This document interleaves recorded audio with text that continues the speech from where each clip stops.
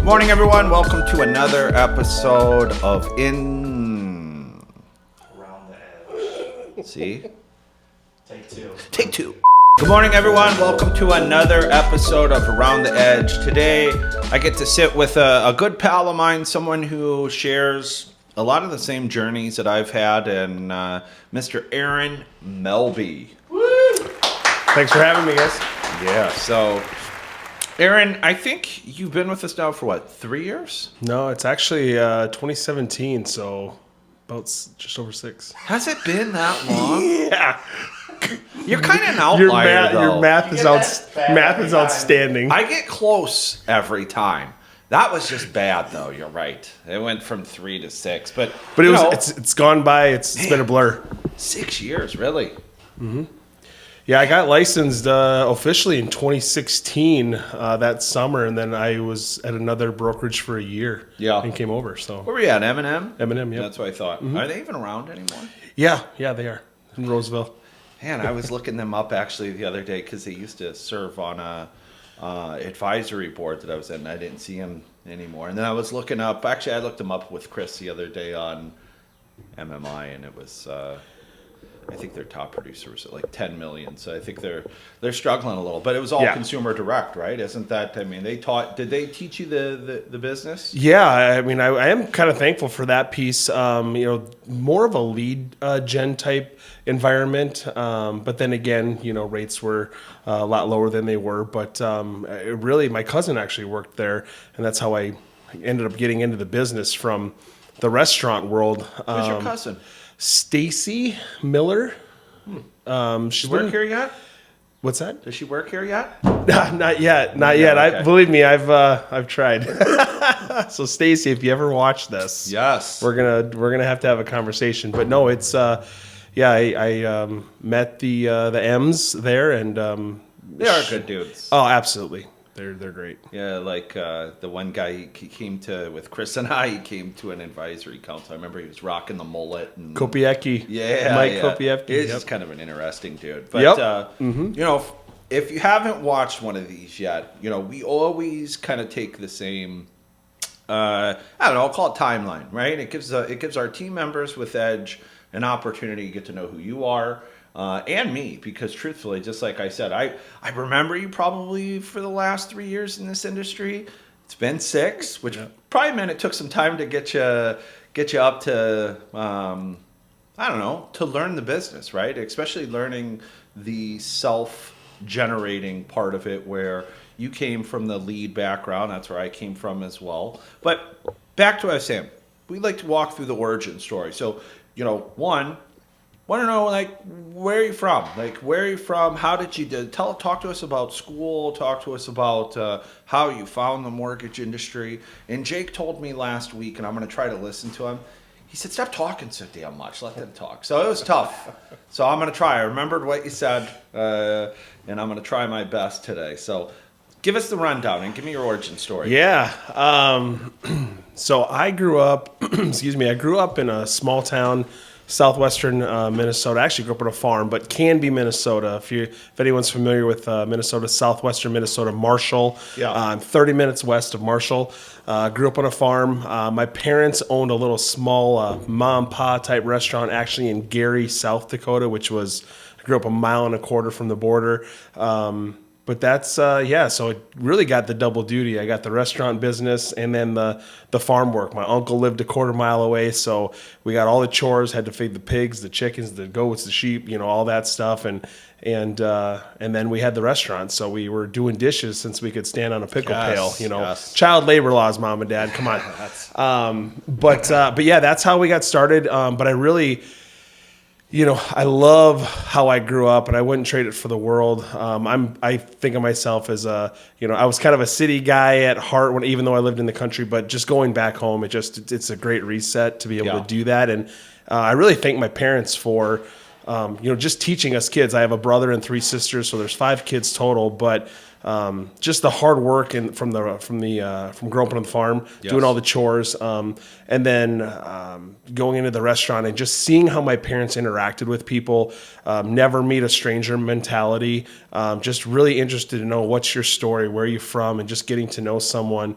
It was just really, really cool. And then obviously you stack in sports with that, so I mean, my parents were definitely busy, but yeah, grew up Southwestern Minnesota and very modest, we owned some farmland. We rented out our land from the farming, to my uncle.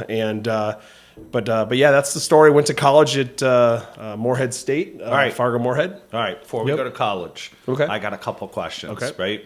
So I grew up on a kind of farm as well as my background. It's funny, Chris is the same way. Chris grew up on a farm. You mentioned all different kind of meals. Like, what was your guys' main?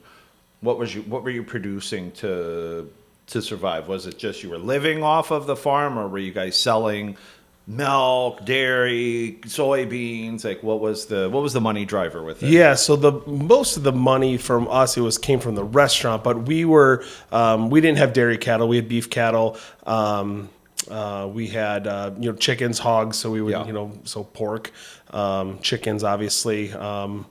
And that was the main thing. And then just the crops. I mean, like I said, rented out. So we weren't a lot of, I guess, farm to table in terms of we would.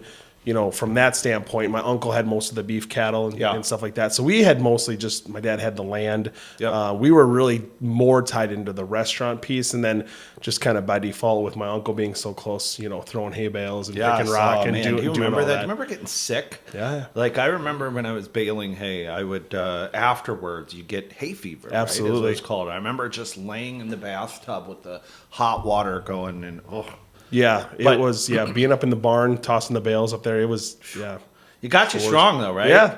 Got Country you strong. You learned how to, and who knows? You talked about child labor laws. I think I was making $6-7 an hour back then too when we were baling hay.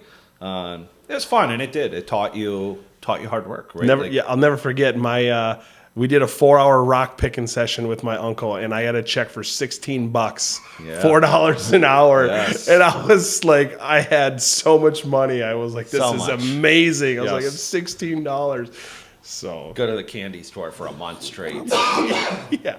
So, what year? So, talk a little bit about high school. I know a lot of people know you from around the Twin Cities, mainly, like you mentioned, restaurant. You and I have shared that kind of aspect too. Where both you and I worked in restaurants for a while. But in high school, what was your deal? Were you considered an athlete? Were you considered a nerd? Were you considered who was Aaron Melby growing up through high school? I think I was pretty well rounded. Maybe a little bit of a jock. I did play 3 sports. My senior year actually did little golf and baseball, but Yes. but yeah, football in the fall, basketball, and then baseball primarily. But that I was also, fun fact, I was my parents are pretty talented when it comes to singing. Yes. So I was also, I did choir. I did we did, shows, Lil Abner, Joseph and the Amazing Technicolor Dreamcoat. So I had some roles in the plays and things like that. A lot of people won't know this, and I actually just found it yesterday when I was looking for my passport. When I was a junior, our choir teacher, she saw there was 5 of us, and saw that we could maybe sing a little bit. Well, we made a CD. She created a group for us, and we all golfed at the time, so we were called Par 5. Yeah. I've got this. I found the wow. CD. I don't know that I'll ever break it out because I don't think I want to listen to it. That's But quality. we, it was so great. But one of the cool things that we did was every Valentine's Day in our small town of 1,800 people is we would get the day off, and it was a fundraiser for the choir. And we would, people could purchase singing Valentines. Yes. So with a flower, and so we'd go to the meat market, we'd go to the deli, we'd go to classrooms. So if a boyfriend wanted to buy his girlfriend a song and a rose, we'd sing them Earth Angel awesome. or whatever. So yeah, it was pretty cool. And then we did like a farewell concert too. Like it was just, we were local celebrities in a small town of 1,800 people. But I believe it though. I've got to witness your singing capabilities, but it's fun, right? I mean, I think you busted one out at Fuse last year in Las Vegas, which to me was like one of those things that really, I don't know, like you help define the culture here, right? It's like, let's have fun. Let's we're at a group gathering. It's work, yeah, but then you bust it out and so Build me up, and, Buttercup. Yeah, man, it was just cool. I gotta say that was to me. I would love to hear the CD from back in high school of the Fab Five. Yep. Par five. The Par Five group. All right, so through high school now, you started talking to me about your college journey, and then you said Cato Moorhead, or was it? Moorhead State. Yeah, Moorhead so, State. yep, Fargo Okay. Moorhead. What is it now? Minnesota State University, Moorhead? I don't know. It was Moorhead State Dragons when I went there. Yeah. So. And how many years did it take you to get through school? Fun fact, I'm still trying to get through it.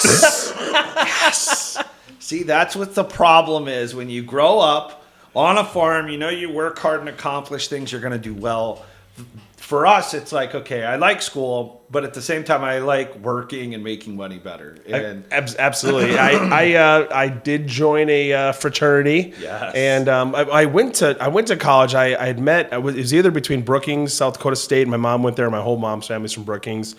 Or my dad went to Moorhead State. So, and I was actually, I feel like I was fairly decent at basketball when I was, I guess, thinner too. But we toured South Dakota State, met with the coach, and then we went up to Moorhead, met with the coach there at the time because I wanted to try to play basketball. Yeah. I had an offer from Luther College to go play down in Decorah, Iowa, but then I really wanted to go to one of those two schools. So ended up choosing Moorhead, got into practices and stuff like that, and then just realized that, you know, when you get to college, everyone is pretty good. Yes. And when, you know, growing up in a small town, you know, other people trained harder and better. They were bigger, faster, stronger, and I just couldn't keep up. Yeah. And that's just it was a bummer. But then, you know, like I said, met some people on campus and ended up finding my way into a fraternity, and again have met some amazing people, some great connections. And what fraternity? so it was called Phi Sigma Kappa. There's actually a Phi Sigma Kappa at the University of Minnesota as well. Okay. So I've made some friends with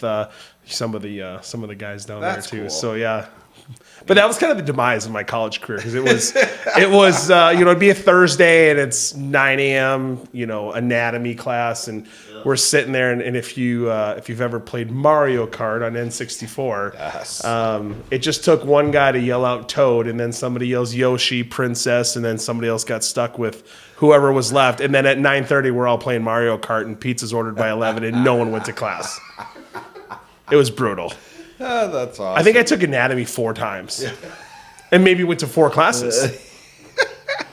So, hence why we're still working on that piece. Yeah. So there, I was working in the restaurant, serving at the Olive Garden. I think everybody has served at the Olive Garden that's been in the restaurant business. So did that, and then found my way over to Outback Steakhouse, where I kind of worked my way up the ladder and got into that. That's how I kind of got into business long term. Obviously, I had my parents' background, but Yeah.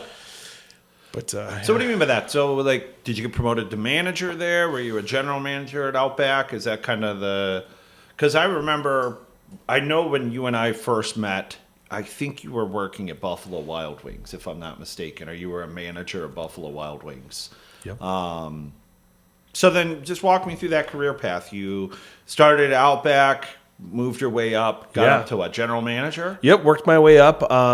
Started in the kitchen, actually. I wanted to go over to Outback and maybe serve, but they didn't have a spot open. They said, hey, we've got a spot in the kitchen. I was like, sure. I worked in the kitchen at my parents'. I flipped burgers. How hard can it be? Yeah. A lot different. But started there, worked my way up to like an assistant kitchen manager, and then became a general manager for the Outback. It was actually the one in Eden Prairie. It's no longer there. Yeah. When I was 24 years old. So I became a GM of a Yes. multi-million-dollar restaurant at 24, and then did that for a couple more years, and then had my resume out there, and Buffalo Wild Wings called, and it was a fun concept. We went there when we were in college, and spent 10 years with them. Ended up in North Carolina for 5 years, out in Fayetteville, where the Fort Bragg military base is. So that was a pretty great experience to be involved with the USO and the FRG, the family readiness groups and things like that for the military. So really, so kind of tagging that along to mortgage, being in that environment, it really makes, serving our veterans even better too, kind of having experienced some of that and, seeing some of the great times and then some of the not so great times. Absolutely. Did you enjoy cooking? Like when it comes to like for me, and the only reason I ask this, like the mortgage industry for me is multitasking, right? I'm if you come into my office, I literally almost like preparing orders, but I am doing multiple things at once. And for me, I still like a dream job for me. Now, granted, it wouldn't be a dream job my wife would want me to have, but like working in a busy kitchen and when those orders are coming in and you're just like, you gotta, I mean, there's a craft to it and you gotta be fast. You gotta be, you're still trying to meet the timeline. You're trying to meet the presentation. You're trying to to me, it taught me a lot, right? And I still to this day look back and think, man, that was really fun. Like, I really enjoyed it. Did you enjoy it, or am I just off? I loved it. I absolutely loved being a cook at Outback. I was on the saute station, so you had grill and saute, right? Yep. So you had the charbroiler. You did all the pastas. You were responsible for all those baked potatoes that come out of the oven, that you get at Outback. And it was incredible. Like you said, it was a team. It was, the task of, hey, we have a certain ticket time that we have to meet. This steak takes longer than that shrimp to cook. Yeah. So when does the shrimp go on the grill versus the chicken breast or the vegetables that you're serving, and then how does it all come together to get presented within 15 minutes? And Yes. and it was like a team. The communication, really, it just kind of. By the way of default, it just taught you the communication, the teamwork, the hard work. I mean, it was you were tired by the end of that shift too, especially on a busy Friday, Saturday 100 night. degrees plus back there. Hot as heck. Yeah. It was, you're standing all day, your feet and your back, start to get sore, but it was incredible. I loved that experience. Yeah, for well, sure. this is probably where I get a little selfish because Jake is like I said from the beginning, hey, let those guys talk a little more. But to me, I think that's interesting because I learned a lot during that timeline, right? Like you mentioned it, communicating with a team, understanding that even when somebody's talking elevated, like, hey, I need that on the rush. I need that. Like, it's not. I'm not yelling at you, but we got a job to do, right? It's maybe I am yelling at you, but it's still like, we got, it's like it's okay because there's so many things it takes to deliver, I'll say like even in our industry, a referable experience, right? As a manager, that's your whole job, right? Mm-hmm. Is to make sure that you can deliver a referable experience where people are going to come back or refer friends and family to your restaurant and continue to grow your business. So yeah, really cool. I like that. I didn't realize that. I should have assumed because you and I really have walked a lot of the same path from the way we grew up to the industries we got in. Now. So did the restaurant deal, Buffalo Wild Wings for 10 years, traveled around the country. Then tell me how do you end up back in Minnesota and how you end up in the mortgage industry? Yeah. So I ended up going to the Buffalo Wild Wings Citrus Bowl when the Golden Gophers played Missouri back in 2015. New Year's Day game. Went down there with my best friend growing up, and then Florida. Is that where it's at? Citrus yeah, Bowl? it was in Orlando when they had the naming rights, and so we went down there. My best friend came down, had a couple buddies that he worked out of the gym with, and so we went together. It was a great time. The one guy ran a fundraising business, so he was selling, the football players that sell the gold cards or the cookie dough and all that stuff, and he was working in the South Dakota market, Sioux Falls, and we kicked it off. And by this time, I had become a little tapped out with the restaurant business. It's a grind, and had been doing it for so long. So anyway, fast forward, I gave that a shot and I put in my notice, and it was probably the most difficult thing I've ever done is leaving the restaurant business because it was, I'd been there so long and just loved the people part of it. But tried that out for a year and realized quickly that was not what I expected, and almost bankrupt me actually. Like it was pretty bad. I had to cash out my 401k at the time, so it was pretty brutal. But what year was that? That was 2015. So that year of 2015, and a guy that I know from my hometown runs a smaller mortgage business, Mortgage Capital. here in the metro. And he had reached out to me almost right away when I moved down to South Dakota. Said, hey, we're looking to grow into South Dakota. Would you like to look at mortgage? And I was like, the only thing I know about mortgage is I have one, Yeah. back in Minnesota. Didn't know anything about it. So I was like, hey, I appreciate that offer. I'm going to try this out. Well, when that didn't pan out, I gave him a call and it was like, hey, let's, wanted to talk about this mortgage. Well, he didn't answer his phone. And I was kind of like, what am I going to do? Kind of freaking out, looking back online. All right, am I going to get back into the restaurant business? I'm looking at GM spots all over the country, general manager spots in New York and Tennessee and Colorado. And then I, like any kid does, you call mom, get some advice. Yeah. And I said, so-and-so called me and we were talking about mortgage. She's like, doesn't your cousin Stacy do that in the cities? And I was like, holy crap, she does. I'll never forget it. I'm a North Carolina basketball fan, so I was watching the Tar Heels in March, and I called her, and she answered. It was on a Saturday, and she said, oh, cuz, I wish you were up in the cities. I could take you under my wing, this and that. And I said, well, nothing hold me here. I was staying with my buddy and his wife in their basement at the time, trying to figure out what I was going to do. And so Monday I went up and met with one of the M's at M&M Mortgage, Mike Petrie, and had a great meeting, and they hired me on. And so I came back to Sioux Falls, I was doing my 20 hours and studying and learning.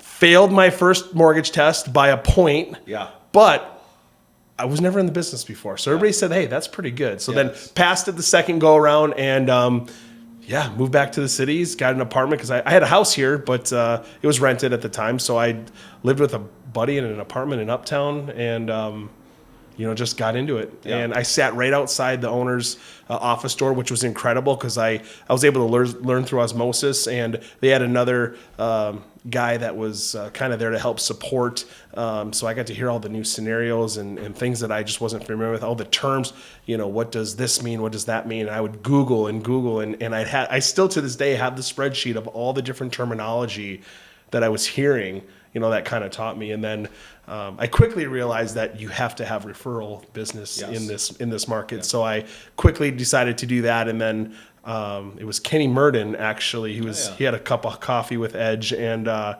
Kenny worked for us for a while. For a little bit, yeah. So we came over to he had the meeting set up with Chris, and I just happened to be. That's why it's so crazy. I just happened to be in the office that day, and he's like, "Hey, I'm going to go talk to these guys." And he's like, "You want to come with?" I was like, "Sure." Never hurts. And then that was a wrap. That was a wrap after that. So a little bit of a change in trajectory in life at that point. Yeah, that's a really, really cool story. So, for those that don't know, M&M's a local mortgage company here, but they're mainly they're what's what I want to say, direct to consumer. They do a lot of radio advertisings there for a while, mailers.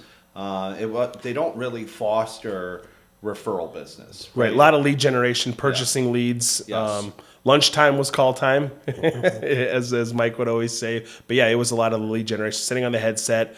And that was one part that that wasn't who I was. No. I'm not a cubicle guy. Yeah, no. Got your swings in though, right? I mean, it taught you how to at least, I came from the lead business as well, where we're just on the phone chasing leads, which you get burnt out on. Truthfully, it's to me the referral business is so much. It feels so much more rewarding too because how it goes. Your phone rings a couple times every week, right? With people that are looking for you to help them. Mm-hmm. And when somebody's wanting you to help them compared to you calling and trying to sell yourself why you want to help them, I define it as either being a job or a career. Yep. Right? To me, chasing leads is a job. Yep. But when you get to the point like where you are now, it's a career. It's like you feel, I don't know. To me, I love it. So, anyways, it's nice when my phone rings versus me having to call people consistently. I mean, we still are on the phone all the damn time. But all right, so 6 years ago, you started out at Edge. You did not, I know, because they don't really do much referral business at where you were. So, you've grown to be, I think you're in the top 10 within the company, which is, I know phenomenal, but tell me what you did in order to really grow your business. How are you getting referrals? How are you, what have you done that's been the most successful for you. Yeah, and that's, I didn't know anyone. Like I said before, the only thing I knew about this business is that I had a mortgage, and frankly, I don't remember signing the paperwork. Yeah. Back got a house. back in '08. I bought a foreclosure and just sign here, and can you make this payment? All right, great. But when I realized that I needed to have if I was going to have any longevity in this business, I needed to have referral partners. So again, like you mentioned, I know a lot of people through the restaurant business here in the metro. I was big into softball. I played on a lot of really good teams, competitive teams. We played in all the tournaments around the metro, in the state, even around the Midwest. So I've got a huge network there. And then frankly, we went out a little bit. So I had a lot of connections from downtown businesses, bars, and, whether it was servers, bartenders, managers, owners, things like that. But I leveraged that, and I literally tell this to anybody that's just starting out. I was lucky to have the network, but I started on Facebook, and I literally started with the letter A, and I went through, and if I knew they lived in the city and I was pretty good friends with them, I asked them if they had bought a house or if they own a house, and if so, hey, I'm now in the mortgage business. Not sure if you've seen my my Facebook post that I'm now in this business, but do you know any real estate agents or, financial advisors? I said, those are important relationships for me.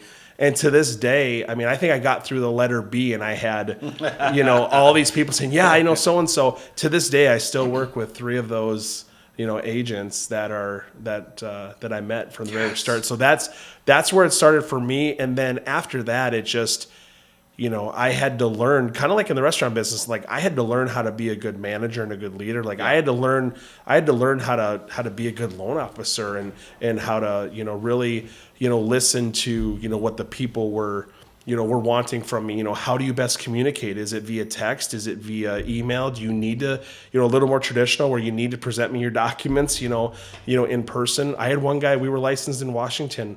Never talked to him once. It was all email. We got his loan clear to close when I was at the previous company. Finally, when it was clear to close, I had to call him and like, hey, listen, Mike, I got to talk to you. Like, are you a real person? Yeah. But that's how I started. And then, quickly just learned that, you had the listing agent on the other side, and what are the things that I'm going to do to try to make sure that they know we're great. And hey, I would, maybe we're doing something that that I'm doing for our agents. Like, hey, I don't have that on my end. This is kind of neat. I want to meet with Aaron, and that just has started to grow and grow and grow. And maybe why you thought it was only for 3 years. It did take me a while to get going to where now people maybe recognize my name a little bit. Maybe if they see Aaron Melby on an Edge Home Finance pre-approval letter, they're like, ooh, I know that guy. Yep. I've seen him on I try to be, some relevant on social media. Yes. So that's kind of just been my play, is just staying relevant and top of mind. Love it. And it works, right? I think,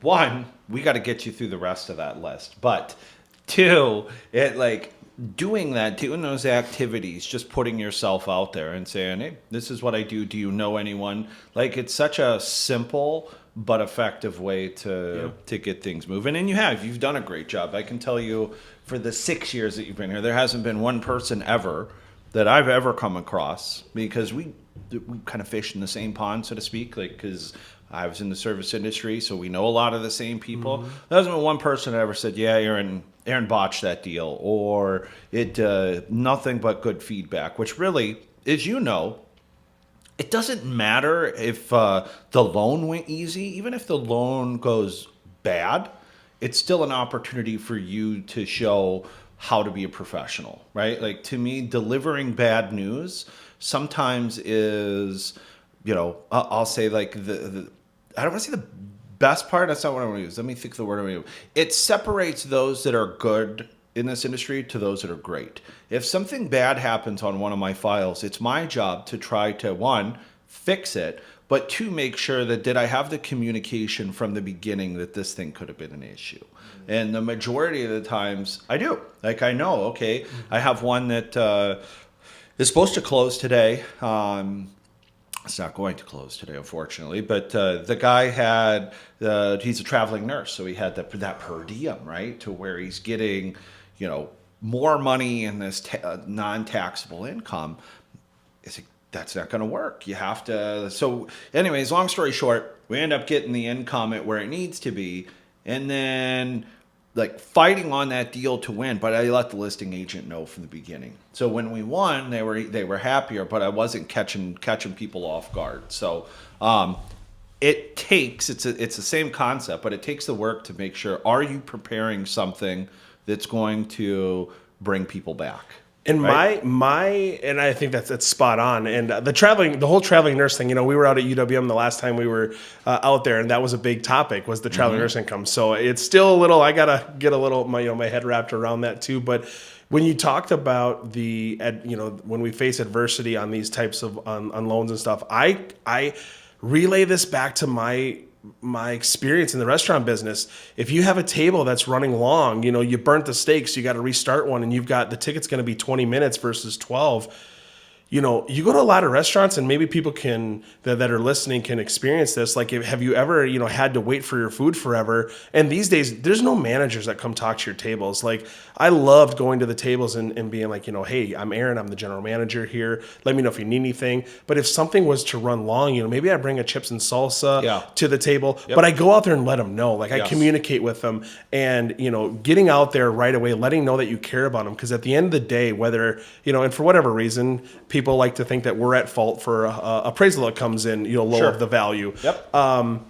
But you got to eat the frog right away, and you have to let them know, like, we are all, we're all on one team here. Even though you're a listing agent and you're a buyer's agent, and your fiduciary responsibilities to get your clients the best deal, we still have one goal at the end of the day, and that's to get the home sold for the sellers and the homes purchased for the buyers. And that's what I tell everybody. If I do have to deliver some not so great news, let's just say it is an appraisal value issue where, hey, here's our, I'm as a matter of fact, we're all in the same, trying to win this together. We're trying we have a common goal here. Here's what our options are.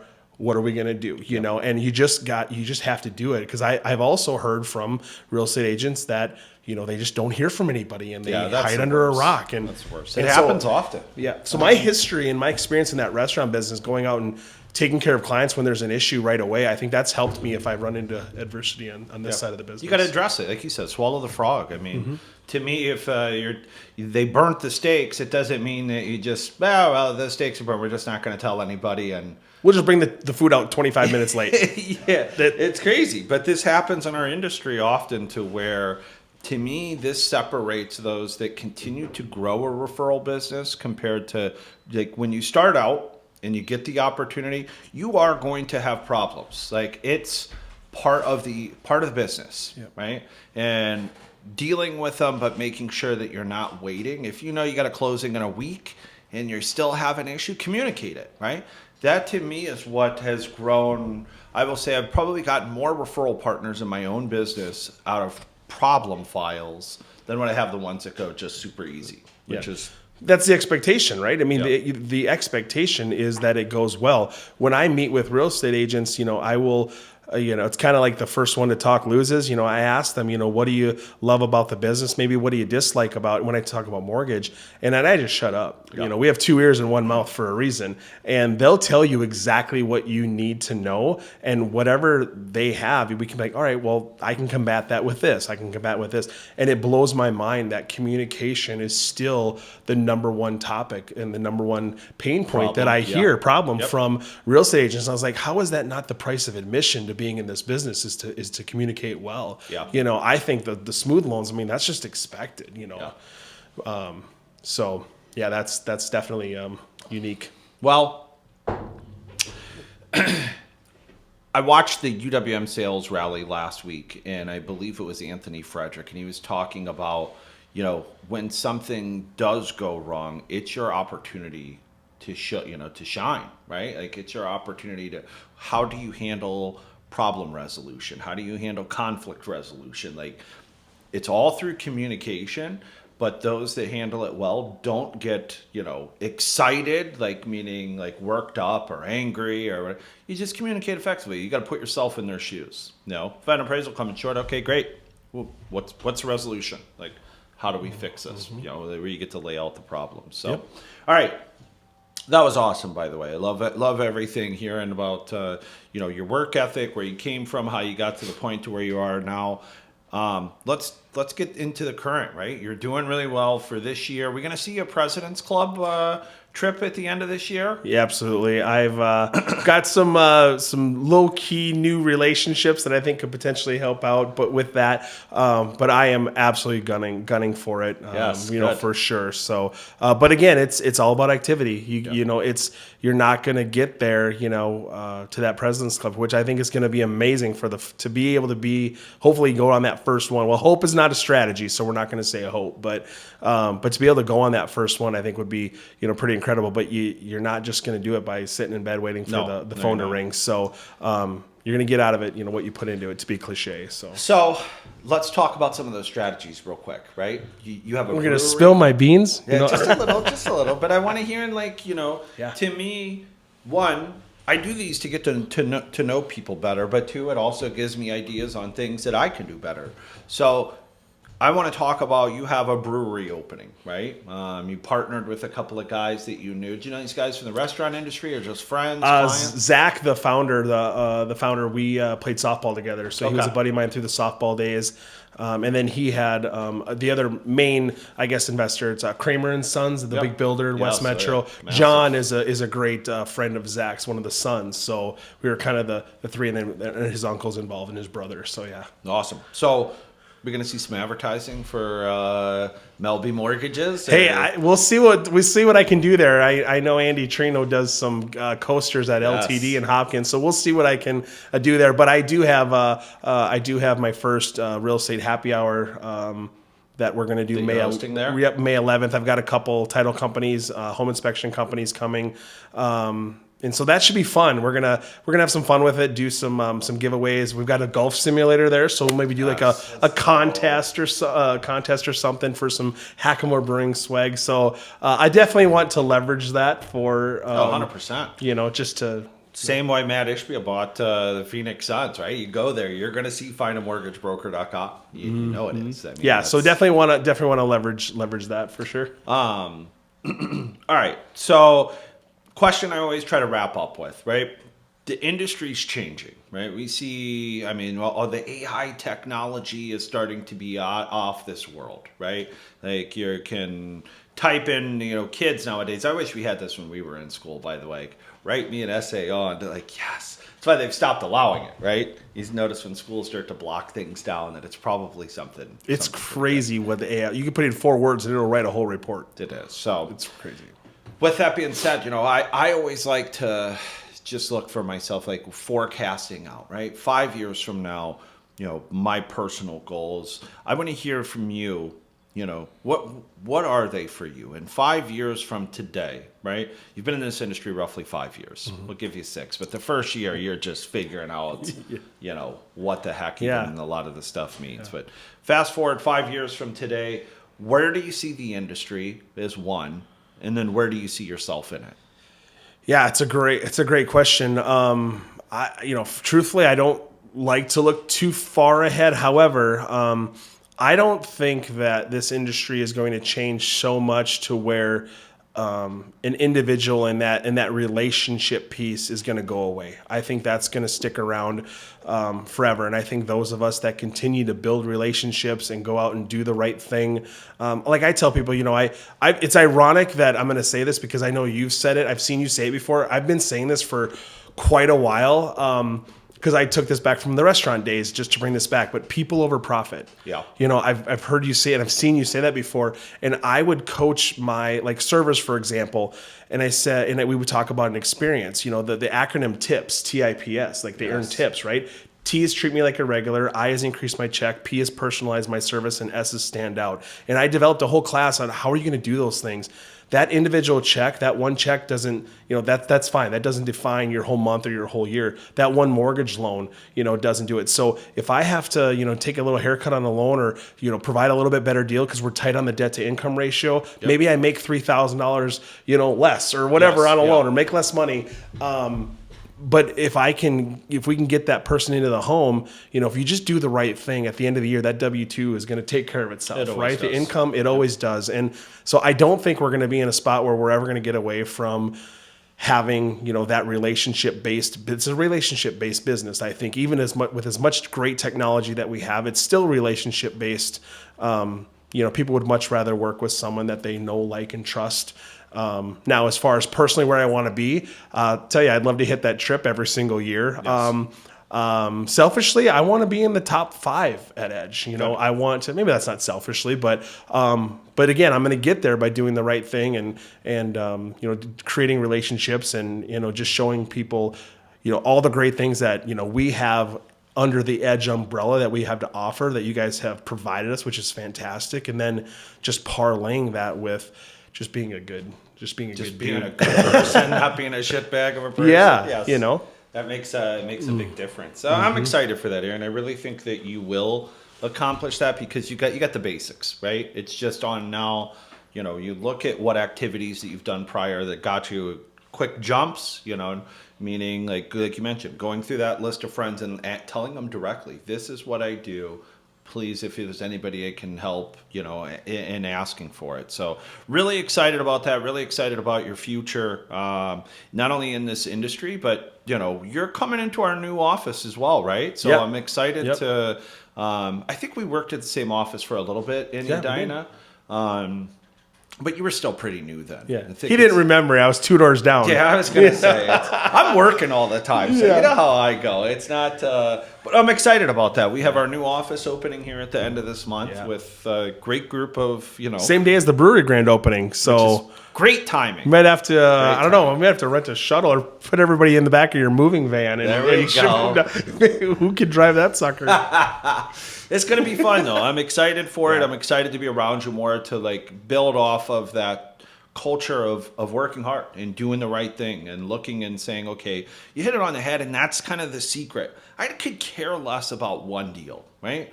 If I have to do the thing and lose money, if I'm not going to deliver a great experience, then I don't want to do it. If I can deliver a great experience, to me, I know that road then is going to continue to keep branching, right? And before too long, one client can turn over. You and I are roughly right around the same age. We got 20 plus years left in this industry. We've seen the numbers. Average client's going to do 11 or 13 transactions over their life.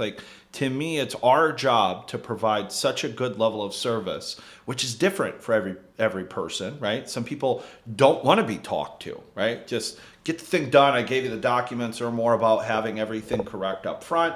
Some people want to be updated every other day, right? It's you have to read your clientele, deliver a great experience, and keep growing. Yeah, set up the expectations. And one thing that I'll say for, if we have anybody like our edgers that are new, I can't, what do we have, 100 loan officers, Edge people join in January, February or something like that? More. I think well, Christina here on UWM said when she started with our account, which I joined Edge just before, probably 6 months before, she said we had 44.